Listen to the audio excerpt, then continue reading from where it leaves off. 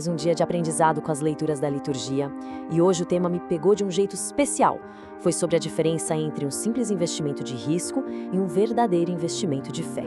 Uma ideia que, nossa, conecta a nossa vida aqui e agora com a promessa da eternidade. O que mais me tocou foi essa ideia central, sabe? A coragem de investir absolutamente tudo. De não guardar nada por medo ou por insegurança, mas de colocar tudo em jogo, confiando num retorno que, bem, não é deste mundo. E o mais impressionante é como a liturgia ensina isso. Ela nos apresentou hoje duas histórias que, à primeira vista, parecem não ter nada a ver uma com a outra. Mas quando a gente olha com um pouco mais de atenção, elas contam uma única e profunda verdade. Pensa bem. De um lado, a gente tem um drama pesadíssimo de uma família inteira enfrentando tortura e morte pela fé. E do outro, uma parábola que soa quase como uma aula de negócios, né? Um rei, moedas, lucro. Como é que essas duas coisas se conectam? Vamos mergulhar nisso. A primeira história, lá do livro dos Macabeus, é de arrepiar. É um testemunho radical sobre o que significa de fato ter fé. Vamos tentar imaginar essa cena. O rei Antíoco quer obrigar essa família a comer carne de porco, que era algo proibida pela lei judaica. Um por um, os filhos se recusam e são brutalmente assassinados. Tudo isso na frente da própria mãe. É terrível só de pensar. Mas o ponto que vira o jogo aqui é a reação dessa mãe. Em vez de se desesperar, de chorar, ela se torna a maior força para os filhos. A leitura diz que ela revestiu sua alma de mulher com uma coragem varonil. Essa força não vinha dela, claro, mas de uma certeza absoluta na ressurreição, na vida eterna. E essa frase dela, nossa, resume tudo. Na cabeça dela, a morte deles não era um fim, era um investimento. Eles estavam entregando a vida aqui na Terra, que é passageira, com a certeza absoluta de que o Criador ia devolver essa vida de forma plena, para sempre. Que lição!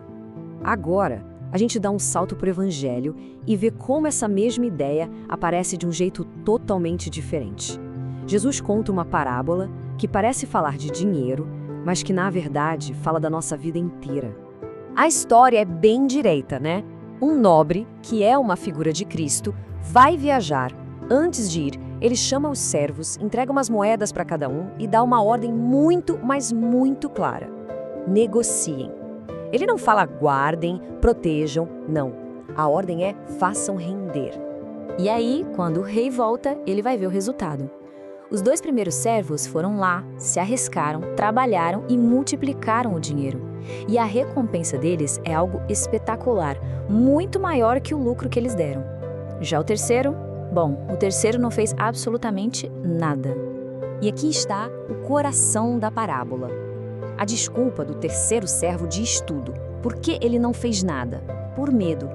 Ele tinha uma imagem distorcida do patrão. Achava que ele era severo demais, e esse medo simplesmente o paralisou.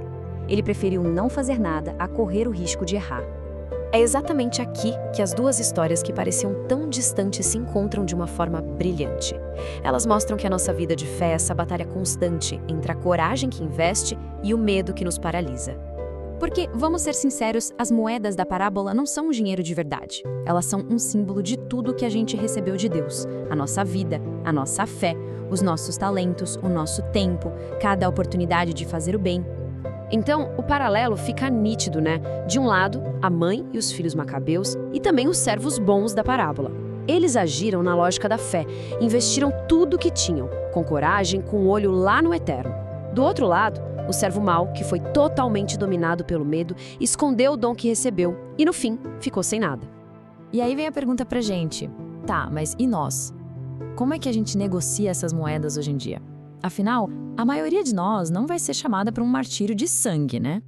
E a resposta está num conceito da espiritualidade que eu acho incrível: os martírios brancos. Não é sobre morrer, mas sobre as pequenas batalhas do dia a dia, as pequenas cruzes, onde a gente tem a chance de fazer a nossa fé render frutos. E são coisas muito concretas do nosso cotidiano mesmo. É a paciência com aquele parente difícil, é a perseverança na oração, mesmo quando não dá vontade, é a honestidade no trabalho. É o oposto daquela atitude cômoda de quem só pede oração, mas não se esforça para mudar, sabe? Isso é investir as moedas. Certo, e qual é o retorno desse investimento todo? A parábola nos dá uma dica que é de explodir a cabeça. A recompensa de Deus não é proporcional, gente. Ela é superabundante. O servo que fez a moeda render 10 vezes mais não ganhou 10 moedas de volta. Ele ganhou o governo sobre 10 cidades. A generosidade de Deus não cabe na nossa lógica de negócios. Essa frase resume perfeitamente. Deus não precisa das nossas moedinhas. O que Ele quer é o nosso crescimento. É ver a gente progredindo. E quando a gente se arrisca por Ele, o maior lucro, na verdade, volta para nós mesmos e multiplicado. Então, para fechar, a reflexão que fica para todos nós é essa. A vida que a gente recebeu é um capital que vem de Deus. A nossa fé é a licença que Ele nos deu para negociar. A pergunta é: o que estamos fazendo com isso? Estamos paralisados pelo medo, com as moedas guardadas num lenço? Ou estamos investindo com coragem, dia após dia, para gerar frutos para a eternidade?